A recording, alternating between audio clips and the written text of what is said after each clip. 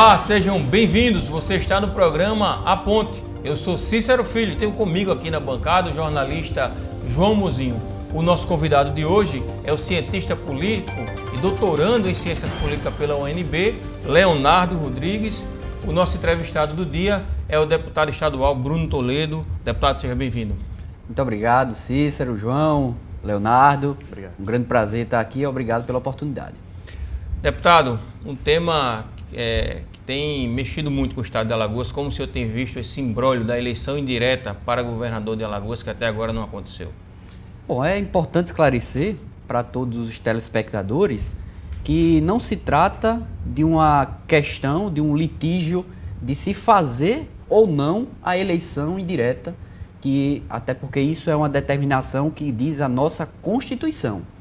O que está em jogo é a forma de fazer essa escolha, que a própria Constituição determina que os estados regulamentem isso. A Assembleia Legislativa de Alagoas deliberou sobre essa regulamentação através de uma lei, pasmem, da deputada Jó Pereira, que se coloca como pré-candidata a vice-governadora de uma chapa que fomenta essa discussão de tentativa de adiar esse processo. Então a lei que regulamenta essa eleição indireta é da deputada Jó Pereira? A regulamentação da escolha de governador e vice-governador do estado de Alagoas foi uma lei da deputada Jó Pereira. A Assembleia, por unanimidade, aprovou esse texto.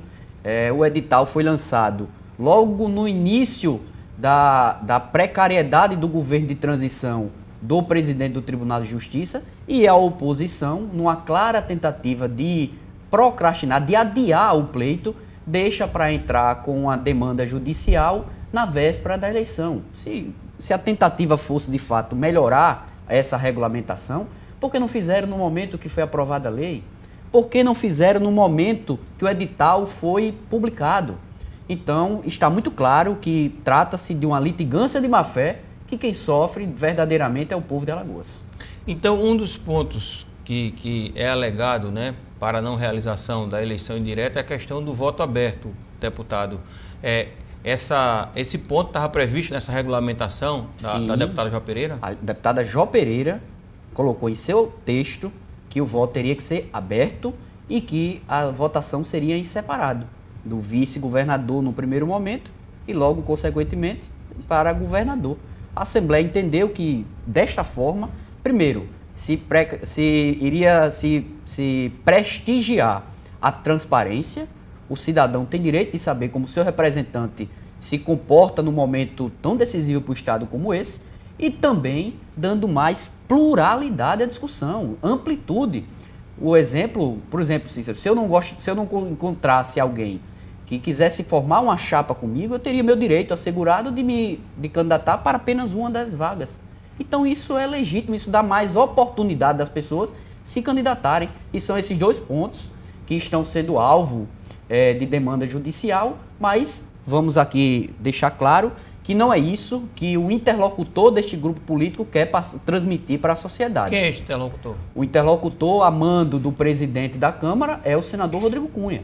É o subordinado do presidente da Câmara, que é o grande poderoso desse processo, é o grande mentor desse processo, mas coloca o seu subordinado, o seu subalterno, para transmitir para a sociedade uma inverdade, dizendo que estaria entrando com essa demanda judicial para proteger a sociedade de eventuais fichas sujas que pudessem concorrer. O senhor está se referindo ao presidente da Câmara Federal, o deputado Arthur Lira? Com certeza. Na verdade, nós temos dois grandes atores aí, Cícero, que é importante colocar de forma muito clara para toda a sociedade. Nós temos um agente político, que é o presidente da Câmara, que é o grande mentor, é o grande chefe desse esquema político de adiar a eleição indireta e democrática do estado de Alagoas. O deputado Arthur Lira usa toda a sua força política, seu prestígio político, para evitar que essa eleição aconteça, mas aí tem o seu subordinado que fala para a sociedade de forma mentirosa, com falta de honestidade intelectual e, convenhamos também, com a pequena capacidade cognitiva. O senador Rodrigo, eu conheço bem, já foi meu colega de parlamento, ele sofre desses dois maus. Ele não tem honestidade intelectual e não tem capacidade cognitiva. São 2 pontos que eu posso transmitir para a sociedade porque eu o conheço. E aí usa-se o senador Rodrigo, que é o candidato deste grupo político, para pregar uma inverdade para a sociedade, para dizer que o poder legislativo não teria altivez para fazer essa escolha e, pasmem, todos esses membros aí foram fruto do voto proporcional. Veja, Cícero, eu tive em Alagoas perto de 2% dos votos válidos, tive perto de 30 mil votos, 28 mil votos, mas o meu percentual representa o todo da sociedade.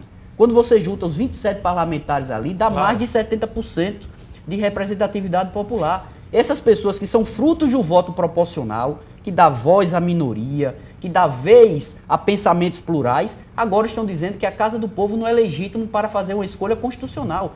Isso, na verdade, é uma grande aberração. Isso é um crime que se faz com a nossa Constituição, com a nossa democracia, e eu tenho certeza absoluta que a história irá punir esses golpistas que estão fazendo de Alagoas laboratório para golpe.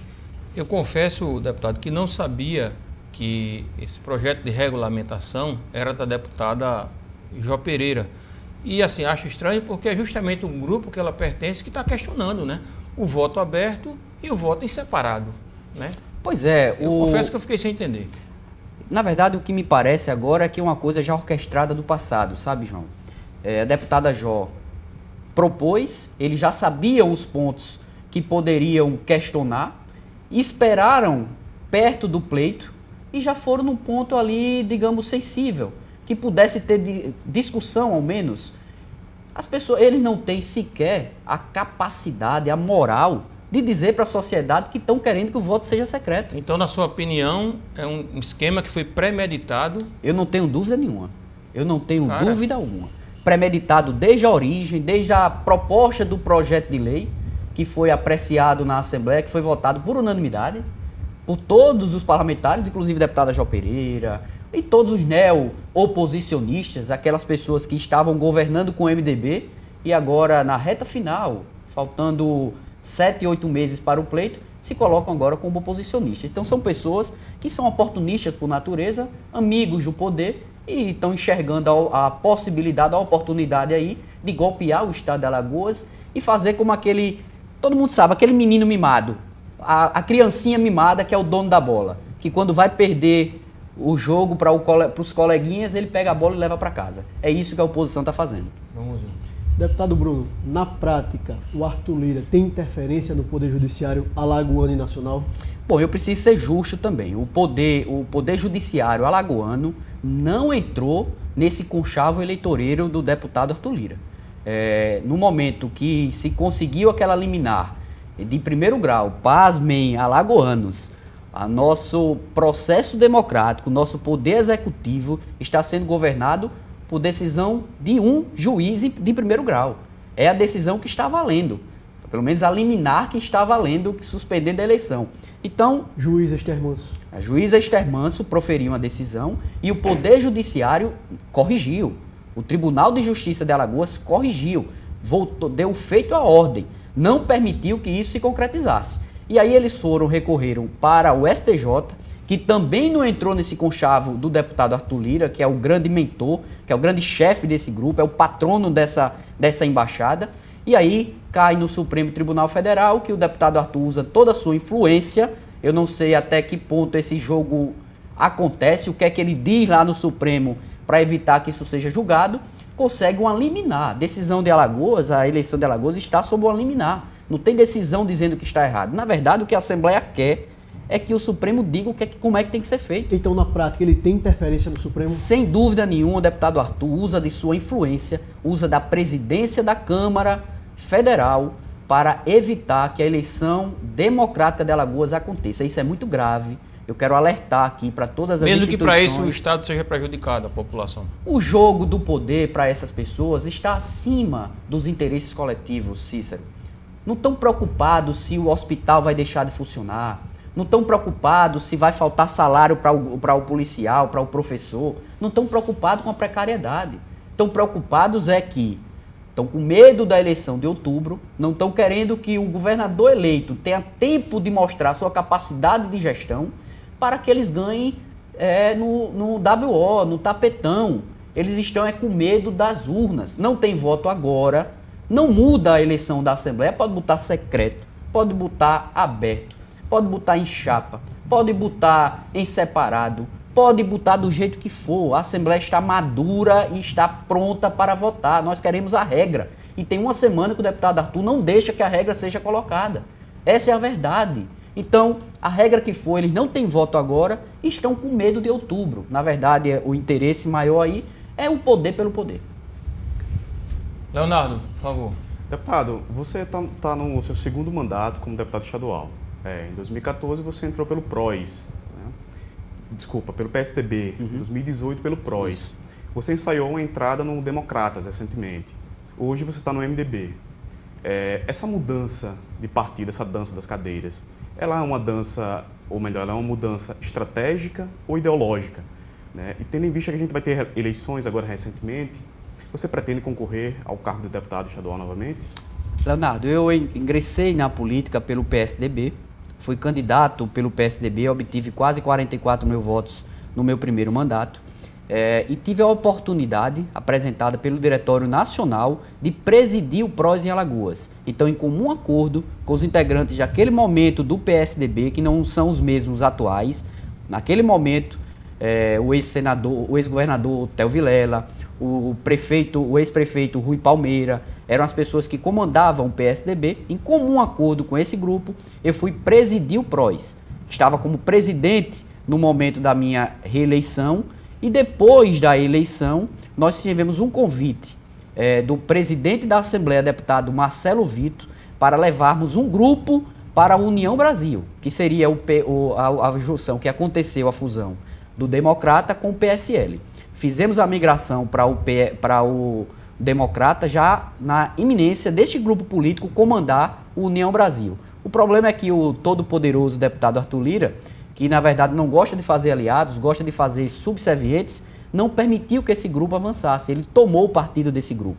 Então a minha permanência do Democrata, que seria um partido que viraria a União Brasil, foi muito curta, porque o partido foi tirado desse grupo, foi tomado da gente. A minha ida para o MDB foi uma questão de pura sobrevivência. Esse grupo político aí ficou refém de um processo. Nós não tínhamos um outro plano, nós tínhamos organizado esse grupo para fortalecermos a União Brasil e neste golpe, outro golpe do deputado Arthur, de tirar esse partido, nós tivemos que optar. Ou iríamos para o MDB ou não teríamos candidatura, porque no Brasil é necessário, é obrigatório a filiação partidária para poder concorrer. E eu volto a dizer aqui, veja, são 7 anos e 3 meses do governo Renan Filho, eu desafio alguém que diga que eu indiquei alguém para o governo, que eu fiz parte do governo de alguma forma, que eu fiz indicações, seja de qualquer escalão, qualquer cargo mais simples, eu não fiz nenhum, eu optei por minha independência, mas eu prefiro, sabe, Leonardo, estar perto de quem eu tenho até divergências, mas sei como eles pensam, do que estar perto de alguém que eu não sei como pensa, o isentão da história, alguém que quer agradar a todos, mas na verdade não tem opinião de nada, que tenta ludibriar a sociedade. Então eu tenho minhas divergências com o MDB, continuo tendo. Quem seria esse isentão, deputado, por favor? Bom, tem 2 grupos muito bem colocados aqui. Ou eu estaria com o MDB, ou eu iria me subordinar aos lampejos de autoritarismo do presidente Arthur, que é o dono desses partidos, é o dono do PP, é o dono do União Brasil, é o dono do PSB, é o dono do PSDB, é o dono de tudo. Então, sobra muito pouca legenda, Cícero, que tem liberdade, que a gente pode divergir, que a gente pode dizer o que pensa. O deputado Arthur não gosta de divergências. Então, se nós ficássemos com outro partido, nós teríamos o mesmo risco de sermos golpeados novamente. O deputado Arthur usar da sua influência para tomar novamente. Será que o deputado pensa em ser primeiro-ministro, né? Já se fala em semipresidencialismo. O deputado Arthur postou na sua rede social que não gosta de brigar olhando para baixo. Eu até entendo. Na verdade, ele está me considerando menor do que ele. E talvez na força política eu até seja. Mas lhe garanto, sabe, Cícero, na honestidade intelectual, eu não tenho medo de discutir com o deputado Arthur. Mas já que ele não quer discutir comigo, eu faço aqui um desafio, que ele coloque o subordinado dele, o senador Rodrigo, para dizer onde eu estou mentindo. Porque o senador Rodrigo, aceito até um debate, seja onde for, poderíamos ser até aqui. O senador Rodrigo diz à sociedade que entrou na justiça, como eu falei, para evitar que ficha suja concorra. Um total desrespeito a todos os 23 candidatos que foram lá na Assembleia e entregaram todas as suas certidões.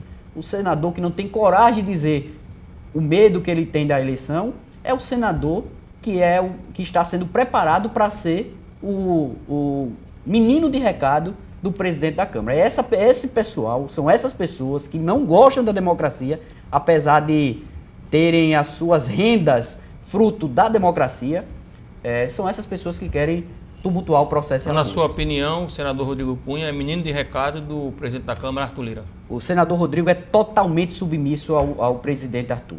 Está aí comprovado. Veja, é importante que se coloque por quê. O senador Rodrigo, até recentemente, era presidente de uma sigla partidária.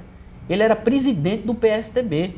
Ele deixou o partido que lhe elegeu, largou a presidência do partido para ser membro do União Brasil, que é chefiado pelo presidente Arthur Lira. Ao que leva essa submissão, deputado?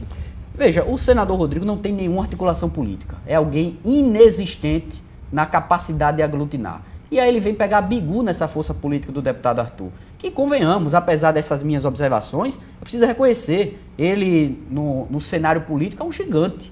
O deputado Arthur tem hoje uma legião de seguidores, de prefeitos, de lideranças que o seguem. O senador Rodrigo, como não tem isso, é um ser totalmente despreparado. Como eu falei, lhe falta capacidade cognitiva. Isso é muito claro. Eu conheço o senador Rodrigo. Ele é desonesto intelectualmente, fala uma coisa e faz outra, e não tem capacidade cognitiva alguma. É um ser insignificante. Recentemente, eu digo num cenário político, claro. Recentemente, ele postou também na rede social dele, novamente com a grande, não é nem deselegância, eu digo covardia, em ataque a um outro parlamentar, dizendo que o que não foi fazer em Brasília, que foi não andar de Ferrari nem de camburão. Nós sabemos que é um ataque a outro parlamentar, mas ele não tem coragem de dizer o nome. Mas veja, agora a gente já sabe o que ele não foi fazer em Brasília. Mas nós queremos saber agora o que é que ele foi fazer em Brasília. Porque nós não sabemos, ele não tem bandeira, ele não tem embate, ele vendeu para a sociedade, derrotou, vendendo para a sociedade um personagem, derrotou o senador Bill de Lira, que vem a ser pai do presidente Arthur Lira. Para você ver como o jogo do poder, às vezes as pessoas esquecem. Ele vendeu um personagem, mas não entregou. A sociedade não consegue ver no mandato do senador Rodrigo algo concreto da sua vida, melhora na sua vida. Rodrigo Cunha está preparado para governar Alagoas? O Rodrigo Cunha não estaria preparado nem para nos representar no Senado, que é uma casa honrosa. É uma casa que o Estado pobre como o nosso precisa de grandes lideranças que consigam agregar e trazer para o Estado o desenvolvimento. O senador Rodrigo não consegue articular absolutamente nada em prol do Estado. Vende um personagem, vende uma narrativa, ludibridia as pessoas, vende o isentão, mas na verdade não entrega nada para a sociedade. Leonardo. Deputado, deu para perceber que você tem uma certa divergência com o senador Rodrigo Cunha. E o senador Rodrigo Cunha pretende pleitear o cargo do governador, né?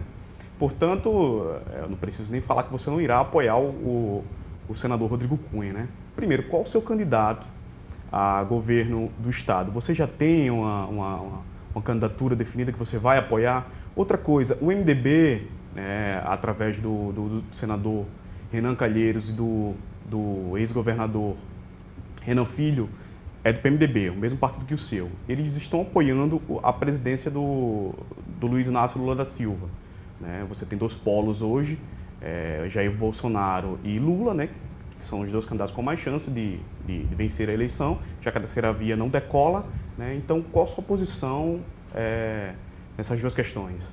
Leonardo, é muito bom você colocar isso. A minha ida para o MDB trouxe uma série de questionamentos, porque durante os 7 anos e 3 meses de governo Renan Filho, eu não fiz parte do governo. Como eu falei, eu tive a minha independência mantida. E olha que teve muitas propostas, viu?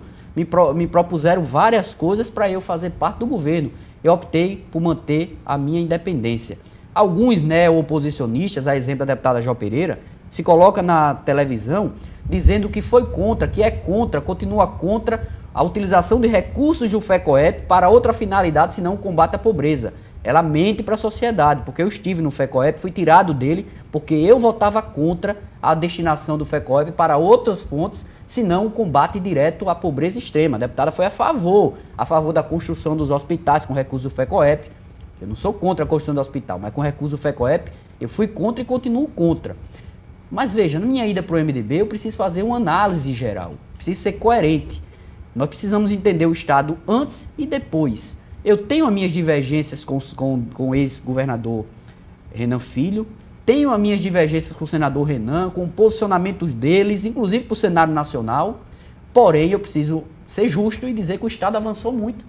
E para garantir esse avanço, para a gente não cometer um equívoco de ter um retrocesso, eu irei apoiar o senador Renan Filho para a reeleição e votarei agora na eleição indireta e em outubro, certeza, sem sombra de dúvida, no deputado Paulo Dantas, que tem maturidade, capacidade administrativa, sensibilidade social e, acima de tudo, compromisso em continuar os avanços de Alagoas e melhorar o que precisar ser melhorado. Nós sabemos que temos alguns desafios ainda. E nós precisamos continuar o caminho do desenvolvimento e reconhecendo que entre erros e acertos, o saldo do governo Renan Filho é muito superior demais. Então, colocando dessa forma e com muita clareza e independência, eu digo, marcharei por esse caminho, votarei em deputado Paulo Dantas para governador agora, quando o Supremo deixar, e votarei em outubro no deputado Paulo Dantas para continuar esse avanço de Alagoas e votarei no senador para senador em Renan Filho. E no âmbito federal, deputado? No âmbito federal eu não acompanho o MDB. Eu não acompanharei a eleição do presidente Lula. Como o Leonardo bem colocou, nós não temos uma outra via para tramitar. O senhor vota em Bolsonaro, apoia Bolsonaro? Na dicotomia, eu voto em Bolsonaro. Nessa dicotomia que aí está, eu voto em Bolsonaro. E eu não sou fanático, não ando em protestos, não quero buscar o eleitor bolsonariano, não é o meu caminho, não é a minha praia, mas entre voltar com o PT ou caminhar com o Bolsonaro, eu votarei com o Bolsonaro. E tenho isso muito claro. Meus ônus e bônus. Eu sei que Alagoas, a grande massa, vota na eleição do presidente Lula. O meu candidato a governador, que é o deputado Paulo Dantas, que será o meu governador, vota em Lula. O meu candidato a senador vota em Lula. E é o que eu estava falando, sabe, Leonardo, João, Cícero? Eu prefiro de estar perto de quem eu tenho alguma divergência do que estar perto de quem não tem opinião. O outro candidato não tem opinião de nada. Não tem clareza de dizer aqui, por exemplo, para os seus telespectadores o que pensa. E eu sei que isso me gera um ônus. Eu sei que o eleitor de Alagoas está cansado desse governo que aí está. Mas é o que eu estou colocando de forma clara. Na dicotomia, eu voto em Bolsonaro. E só para que fique claro, deputado, nós já convidamos o senador Rodrigo Cunha por mais de uma vez para vir ao programa e ele quem decidiu por não vir. A gente vai para o intervalo e volta daqui a pouquinho.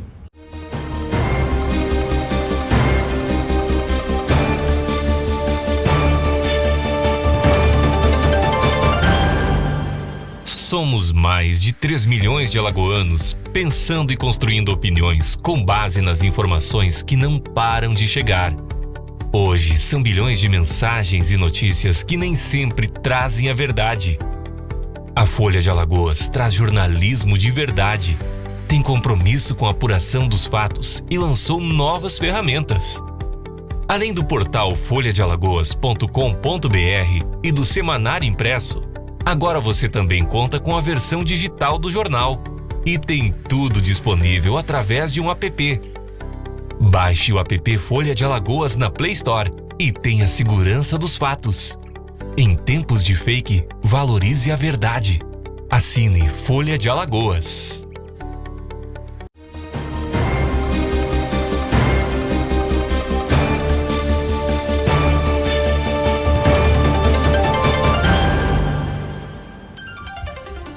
Estamos de volta com o programa Ponte. Eu sou Cícero Filho e tenho comigo aqui na bancada o jornalista João Mozinho. O nosso convidado de hoje é o cientista político Leonardo Rodrigues e o nosso entrevistado do dia é o deputado estadual Bruno Toledo, o qual a gente agradece mais uma vez, deputado, aqui a presença. É um prazer estar batendo esse papo com vocês aqui e conseguindo aí elucidar alguns pontos a toda a sociedade alagoana. Não, uma entrevista muito franca, aberta, como tem que ser, né, cara? O homem público ele tem que ter posicionamento, né? Sem dúvida. Agrada, desagrada, mas faz parte, né? É importante. Somos pagos para isso, né, Cícero? Para pensar e para falar. Pago com dinheiro público, né? Pois Para é, isso. pois é. Recentemente, a gente falando dessa questão do cenário político, deputado, recentemente foi divulgada uma pesquisa que trata da corrida política, né, ao Palácio República dos Palmares, governador, senador, presidente, enfim, como o senhor analisa essa pesquisa? Bom, demonstra o que nós já tínhamos acompanhado aí em outros momentos históricos aqui. O eleitorado alagoano com a preferência pelo retorno do presidente Lula, com uma certa folga. Me parece que isso já está meio que se consolidando no cenário... Para o cenário nacional, né? No E cenário nacional. Governador, mostra Qual a ainda... leitura do senhor? Quando você vai colocar, sabe, Cícero, a disputa do voto espontâneo, demonstra que a sociedade ainda não abraçou essa disputa. Percentual pequeno. Um percentual muito pequeno. O deputado Paulo lidera com 4%. O voto espontâneo, ele lidera com 4%. Temos mais de 70% ainda de indeciso. E um fato que deixa a gente realmente animado nessa garantia do desenvolvimento recente que Alagoas vem vivenciando, é que o deputado Paulo é o menos conhecido e lidera na espontânea, e o jogo, quando você induz, já está bem embolado, está ali muito próximo da margem de erro. Então demonstra que o senador despreparado certamente irá encolher, e a tendência é o eleitorado que sabe dos avanços de Alagoas, quer a garantia desses avanços praticados pelo governo Renan Filho, migrar em massa da disputa para o deputado Paulo Dantas. A minha expectativa é que o deputado Paulo já lidere no meados de junho, ele já estará liderando esse processo. A minha leitura da pesquisa, deputado, foi a seguinte: o ex-prefeito Rui Palmeira se consolida como um forte candidato aí para o segundo turno, né? O deputado Paulo Dantas, os números mostram isso, né? Foi o que mais cresceu, e o senador Rodrigo Cunha cai, né? Em relação à última pesquisa que Comentando foi feita pelo mesmo instituto. O ex-prefeito Rui, você me alertou bem, eu tinha realmente esquecido diante de toda essa turbulência aí vivenciada. A candidatura do ex-prefeito Rui tem meu respeito. Eu enxergo o ex-prefeito Rui com uma trajetória ilibada na vida pública, um homem que fez a sua parte também na prefeitura, tem o meu reconhecimento, mas não tem o meu apoio. Deixar isso muito claro. Vamos ver. Deputado, você falou no primeiro bloco que o deputado Arthur Lira deu um golpe ao tomar a União Brasil do seu grupo político, do Marcelo Vitor.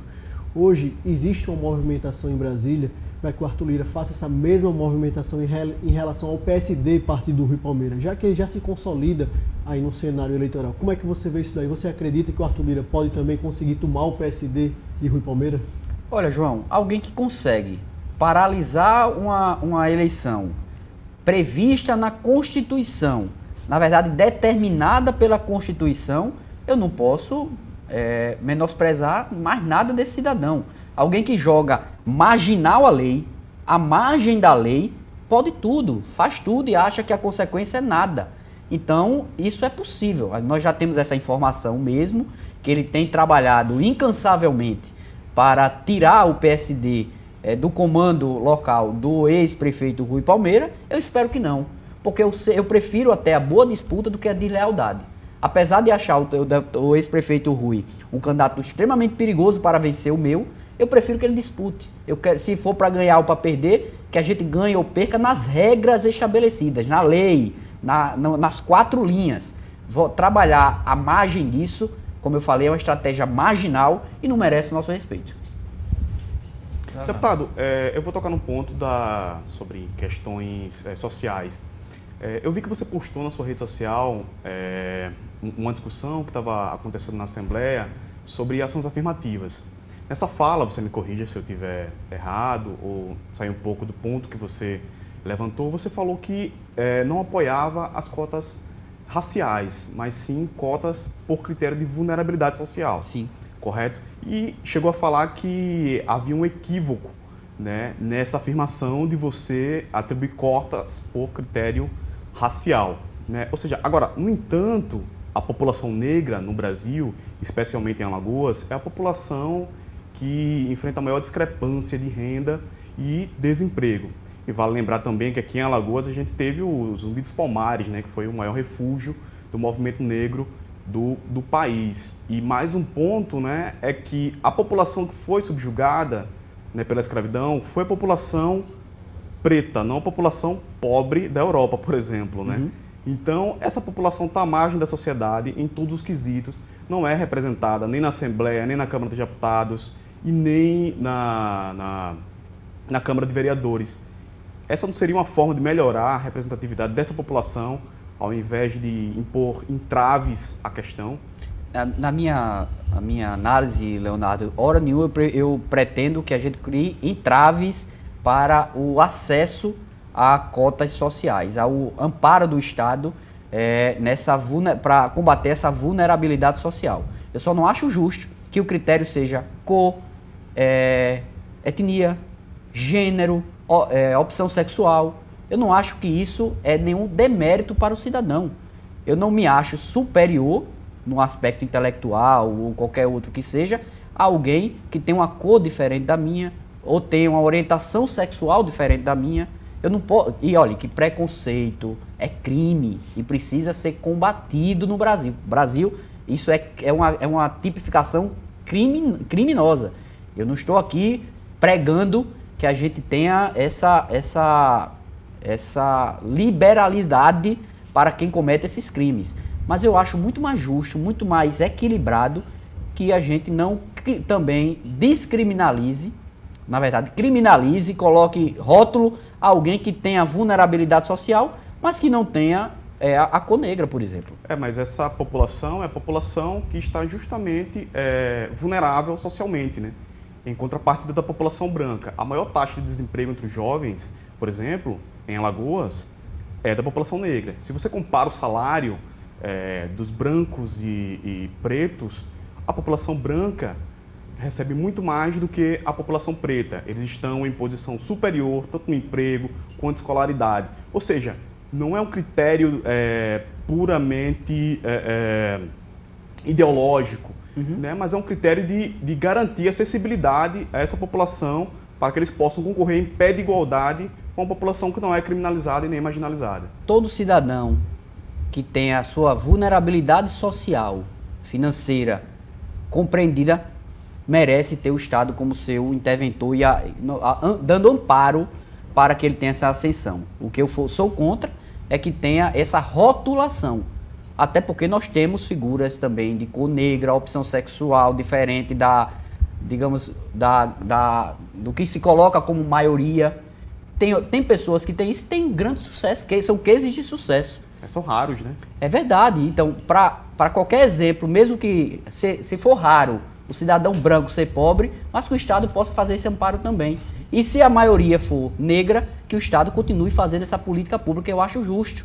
É isso que eu queria colocar na minha fala. Deputado, entrando num tema que é muito importante para a população, a energia sofreu um aumento de 20%. Né?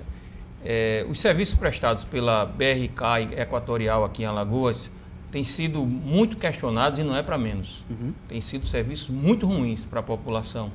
Aí eu pergunto, qual o papel da Assembleia em relação a essas empresas? Não faz nada, é isso?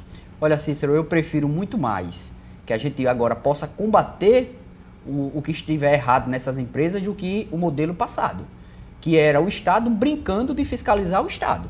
Nós não tínhamos uma fiscalização séria na Casal, nós não tínhamos uma fiscalização séria na CEAL, eram cabides de emprego. Mas está havendo nessas empresas? Veja, essas empresas herdaram um problema também muito grave.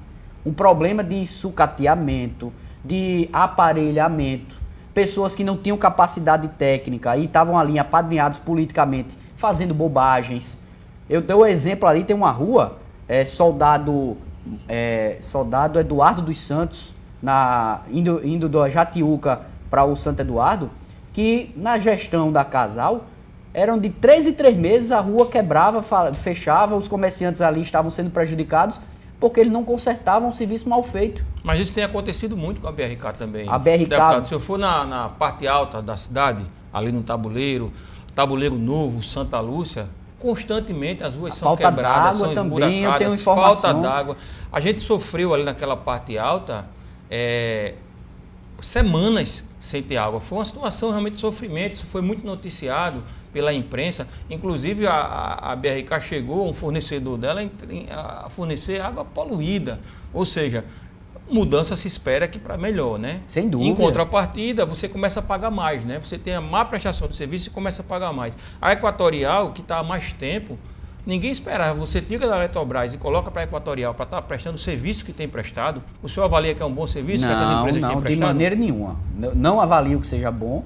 Eu só acho que é muito melhor o modelo que o Estado agora realmente fiscalize de forma séria. Nós temos aí órgãos, por exemplo, como a ASAL, que tem por obrigação fiscalizar. Tem fiscalizado? E não fiscalizava, era muito precário. Agora a gente tem a oportunidade de fiscalizar o privado através do público. E o papel da Assembleia? Ela poderia ter exercido um outro papel? A Assembleia tem comissões que servem também para isso. Tem a do Direito do Consumidor, a 7ª comissão, que deve ser provocada para agir nesse combate. O presidente da comissão, o deputado Galba, tem trazido esse tema para o plenário, mas não é vontade no momento de abrir nenhuma CPI. O momento, a Assembleia decidiu em sua maioria por não enveredar para o caminho de CPI neste momento eleitoral. Nós estamos nos avizinhando e nós sabemos que isso pode ser rotulado como forma de troca de favores. Então, o momento não é oportuno para a abertura de CPI, mas tenho certeza que, passado o período eleitoral, a Assembleia, pelo menos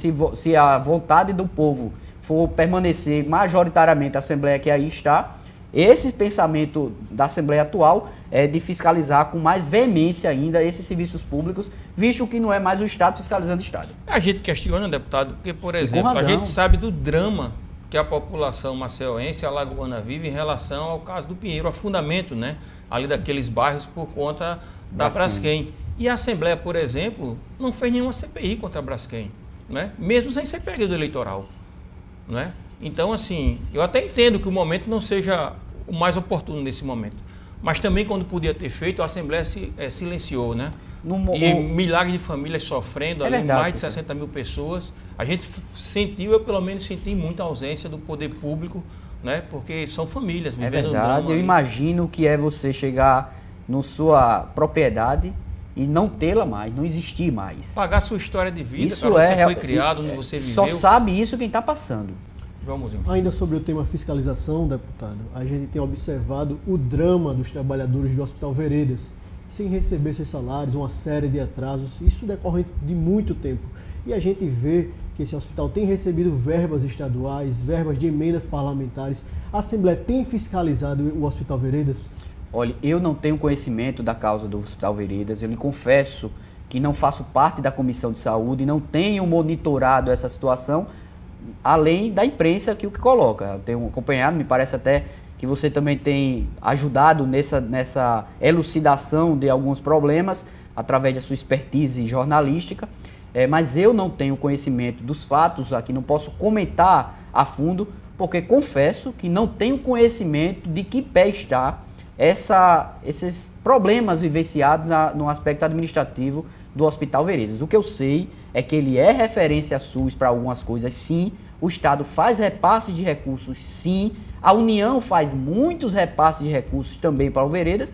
E, claro, como uma instituição que recebe recursos para prestar um serviço de saúde, precisa esclarecer os pontos questionados. Ainda bem que nós ainda temos uma imprensa livre, ao menos uma boa parte dela, que não se submete a alguns tipos de conchavos e coloca para a sociedade o problema. O que nós esperamos, e eu me coloco aqui muito humildemente também, como não sabedor do problema a fundo para poder comentar sobre ele, também como um alagoano que está ansioso por uma resposta da instituição, do hospital, demonstrando o que é que está acontecendo de verdade. Quais são os pontos que podem ser melhorados, o que é que está havendo para não conseguir, se de fato não está conseguindo, honrar com seus compromissos com seus colaboradores. Isso precisa ser colocado, João, e eu acho que a imprensa tem feito o seu papel e, de fato, a Assembleia também precisa demonstrar interesse nesse assunto. Me comprometo aqui em levar essa pauta para a Comissão de Saúde, não faço parte, mas como membro do Parlamento tenho acesso à comissão e tenho cadeira para sentar e conversar no momento que eu quiser. Me comprometo aqui com todos os telespectadores para me certificar do que está acontecendo e, através da Comissão de Saúde, a gente poder levar alguma mensagem para a sociedade. Falando sobre Assembleia, deputado, na sua opinião, qual o principal desafio para a próxima legislatura da Casa de Tavares Bastos, que daqui a pouco, né, daqui a poucos meses será eleita, né, uma nova legislatura? A minha expectativa é que a renovação se dê de forma positiva, que as cadeiras que naturalmente sejam substituídas, a população entenda por mudar os nomes que aí estão, que seja de avanço. Torcer que tem eleição, né? Torcer primeiro que o deputado Arthur deixe ter eleição em outubro, já que agora ele não está deixando ter, vamos ver se ele vai deixar ter também em outubro, e que a população, de forma livre, Leonardo, possa colocar os seus representantes na Assembleia e melhorar. O que eu posso dizer é que já estive na Assembleia, sabe, Cícero, por muito tempo. Meus pais foram deputados, minha mãe foi deputada, meu pai foi deputado, estou como deputado pelo segundo mandato, estou concluindo o meu segundo mandato, colocarei o meu nome à disposição da sociedade tentando um terceiro mandato, não tenho garantia nenhuma de conseguir isso, mas eu preciso dizer que a Assembleia também avançou. Avançou na gestão do presidente Marcelo Vitor. Nós tínhamos um momento muito difícil na Assembleia, vivenciamos vários momentos de crise na Assembleia Legislativa e o presidente Marcelo surpreendeu positivamente boa parte da sociedade, não a mim, que já o conhecia, já sabia da sua capacidade, já sabia que era um homem que alguns nichos sociais... Que pela condição parece que tem o apoio de quase toda a casa, né? Na verdade, pelos gestos dele, sempre em apoio, em solidariedade, dando direito aos parlamentares em suas livres manifestações, colocando sempre o mandato dos colegas acima do próprio mandato. O deputado Marcelo tem sido um presidente, no ponto de vista midiático, muito reservado e dando protagonismo aos colegas. Isso é muito positivo. E no aspecto gerencial está dando um show. A Assembleia vive um outro momento. A Assembleia vive um momento que, para a sociedade que acompanha a política, tem visto os avanços que a Assembleia, de forma institucional, tem conseguido, mas nós sabemos também que tem aqueles torcedores. Tem as pessoas que muitas vezes são filiadas a grupos políticos, alguns aí ligados a esse grupo que eu estou aqui alertando o mal que pode fazer Alagoas, que joga para a sociedade, principalmente nas redes sociais, uma Assembleia que não é verdade. O próprio senador, voltando a ele, o próprio senador Rodrigo, em suas falas na imprensa, a primeira coisa que ele faz é atacar a Assembleia. Ele fala que a Assembleia não é uma casa digna de fazer o seu mistério constitucional, que é eleger o governador. Aí ele prefere colocar alguém que não tenha voto, que nunca passou nas urnas. A solução encontrada pelo senador é essa. E veja, ele é fruto dessa casa também. Os seus maiores aliados atuais, no ponto de vista eleitoral, são pessoas que ainda estão na Assembleia. A que está colocada como vice-governadora, caminhando pelo menos aí na pré-campanha com ele, é deputado estadual. O pré-candidato a senador que ele apresenta para a sociedade é deputado estadual. Então ele gosta, como eu falei, de vender para a sociedade uma coisa que não pratica. Buscou na Assembleia a fonte dos seus maiores aliados. Ok, deputado, e eu acho que a gente pode ter divergência em relação a nomes, mas eu acho que a gente tem que preservar sempre as instituições. Sem dúvida. É um papel democrático nosso. Quem gosta da democracia, quem gosta do jogo democrático, preservar as instituições que estão acima das pessoas. E só para a gente finalizar, deputado, rapidinho, quando não está trabalhando, fazendo política, o que é que tem feito? Olha, nas horas de lazer. Eu sou uma pessoa muito caseira, sabe, Cícero? Eu tenho um filho, veja, eu tenho 39 anos, tenho um filho de 18, vai fazer 18 anos agora em agosto, e tenho um de 1 ano e 6 meses. Caramba, então a gente tem que se dividir com a vida de pai de adolescente e pai de praticamente um recém-nascido. Então eu tenho uma vida familiar muito ativa, eu procuro nas minhas horas de lazer estar com a minha família, preservando esses momentos que a gente sabe que não são eternos. E a Covid mostrou a gente que são esses momentos que prevalecem, é verdade, as memórias tudo afetivas. É passageiro, né? As memórias afetivas é que precisam. A gente tem que entender isso, tentar verdade. fazer o bem, sempre que puder. Deputado, agradeço a sua participação aqui no programa mais uma vez. Eu quero te agradecer a oportunidade, Cícero, agradecer a você, João, agradecer a você, Leonardo, esse bom bate-papo que nós tivemos aqui e me colocar sempre à disposição de vocês. Quem sabe o eminente senador Rodrigo, que se coloca como pré-candidato, aceita o meu convite e poderemos fazer um debate aqui com vocês intermediantes. Seria uma grande honra. Fica aí, né? a possibilidade. Agradecer ao cientista político Leonardo Rodrigues, doutorando em Ciências Políticas pela UNB, e ao meu colega de bancada, João Muzinho. Obrigado, Cícero. Obrigado, deputado Bruno. Obrigado, Leonardo. Obrigado. Obrigado a você pela audiência e até semana que vem.